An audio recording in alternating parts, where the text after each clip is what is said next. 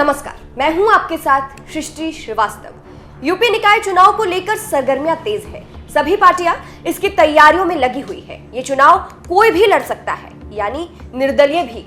ऐसे में कई बार देखा गया है कि सांसद और विधायक अपने रिश्तेदारों के लिए टिकट मांगते हैं, पैरवी लगाते हैं। लेकिन अब ऐसा नहीं होगा, क्योंकि इस पर अब योगी सरकार ने लगाम लगा दिया है। जी हां, खबर है कि अब किसी भी सांसद और विधायक के परिजनों को टिकट नहीं मिलेगा। यानी योगी का हंटर इस बार उन लोगों पर चला है जो अपने रिश्तेदारों के लिए टिकट मांगते हैं। चलिए आपको भी बताते हैं पूरी खबर के बारे में। दरअसल खबर है कि बीजेपी ने यानी योगी सरकार ने यूपी निकाय चुनाव को लेकर एक बड़ा फैसला लिया है। पार्टी चुनाव में मौजूदा मंत्री, सांसद और विधायक के परिवार वालों और रिश्तेदारों को टिकट नहीं देगी। हुआ कुछ यूं कि सोमवार को सीएम योगी के आवास पर बैठक हुई।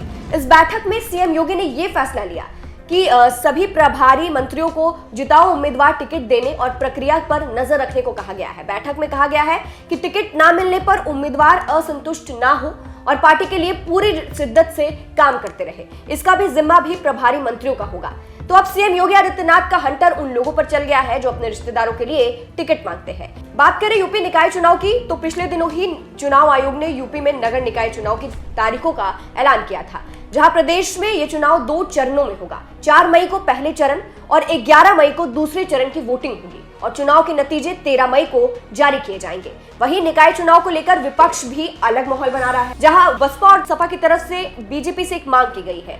सपा ने कहा था कि ईवीएम की जगह बैलेट पेपर से चुनाव कराया जाए। इस मुद्दे के समर्थन में मायावती आई थी। बीएसपी प्रमुख मायावती ने सोमवार को लखनऊ में निकाय चुनाव को लेकर मीडिया को संबोधित करते हुए कहा था कि बीएसपी चुनाव का स्वागत करती है, लेकिन बीजेपी ईवीएम से चुनाव नहीं कराकर बैलेट पेपर से चुनाव कराए। हम इसके लिए सरकार से पुरजोर अपील करते हैं। इस चुनाव में बीएसपी पूरी तैयारियों के साथ लड़ेगी।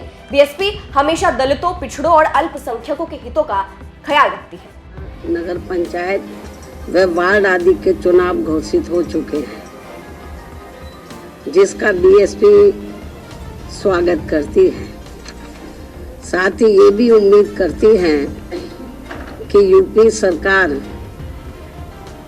व नगर निकाय से संबंधित अधिकारी ये चुनाव पूरे तौर से फ्री एंड फेयर कराएं तथा नगर निगम का भी चुनाव ईवीएम से न करा के इसे भी सीधे तौर पर बैलेट पेपर से ही कराएं। ये भी हमारी सरकार से, संबंधित अधिकारी से पुरजोर अपील है। चलिए आपको ये भी सुनाते हैं कि सीएम योगी ने अपनी सरकार को लेकर क्या कहा था और लोकसभा चुनाव में कमल ही कमल दिखाई देंगे वाली बात भी कही थी। वो बयान आप भी सुनिए। भाइयों बहनों, 2017 के पहले उत्तर प्रदेश के अंदर ये सोच नहीं थी और उन लोगों के द्वारा इसीलिए माफियाओं को पनपाया जाता था। कहीं खनन माफिया, कहीं भूमि माफिया, कहीं वन माफिया, कहीं संगठित अपराध के माफिया, कहीं अलग अलग प्रकार के माफिया उभर पड़ते थे। पीड़ित आम जन होता था, गरीब होता था, व्यापारी होता था। आज क्या कोई माफिया इस प्रकार का दुस्साहस कर पाएगा? नहीं कर पाएगा। और इसलिए भाइयों बहनों, हम सब आपको यही मैं आगाह करने के लिए आया हूं।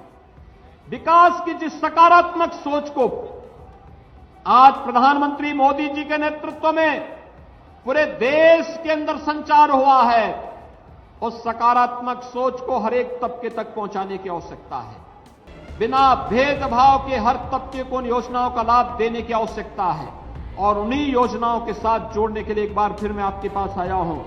ये योजनाएं आसानी से आप तक इसलिए पहुंच रही है क्योंकि भारतीय जनता पार्टी हर एक स्तर पर कार्य कर रही है। ग्राम पंचायत में भी, क्षेत्र पंचायत में भी, जिला पंचायत में भी, विधानसभा में भी गोरखपुर ने पहली बार 9 की 9 विधानसभा की सीटें भारतीय जनता पार्टी की झोली में डाली हैं। यह दिखाता है गोरखपुर विकास चाहता है। यह विकास की सकारात्मक सोच हम सबको विकास के प्रति हमारी प्रतिबद्धता का प्रदर्शन करने का एक माध्यम देता है। और इसीलिए मैं कहने के लिए आया हूं, अगर 9 की 9 विधानसभा की सीट, 3 लोकसभा की सीट भारतीय जनता पार्टी की झोली में आती है, तो नगर निगम के साथ साथ सभी नगर पंचायत और नगर पालिकाएं भी भारतीय जनता पार्टी की झोली की ओर आए, इसकी एक बेहतर रणनीति अभी से तैयार हो जानी चाहिए। कमल निशान जिसके पास होगा, जिसके पास कमल निशान होगा, वह गोरखपुर के हर नागरिक का प्रत्याशी होगा। यह हमारा संकल्प होना चाहिए और उस संकल्प के साथ अगर हम आगे बढ़ते हैं तो भाइयों बहनों, आपके विकास को कोई बाधित नहीं कर पाएगा। अगर आप इस संकल्प के साथ आगे बढ़ते हैं, कोई आपके विकास को बाधित नहीं कर सकता। शासन से मिलने वाली योजना से कोई आपको वंचित नहीं कर सकता। कोई आपकी सुरक्षा में सेंध नहीं लगा सकता। बाकी की जिम्मेदारी तो हम उठा ही लेंगे और यही आह्वान करने के लिए आज मैं आपके पास आया हूं। ये योजनाएं आप सबके लिए फलीभूत हो, खुशहाली भरी हो और भी तेजी के साथ विकास की इन योजनाओं को हम आगे बढ़ा पाएंगे। इसके लिए हम सब पूरी प्रतिबद्धता के साथ पहले नगर निकाय में कमल का परचम फहराएंगे और फिर लोकसभा चुनाव में कमल ही कमल दिखाई देगा।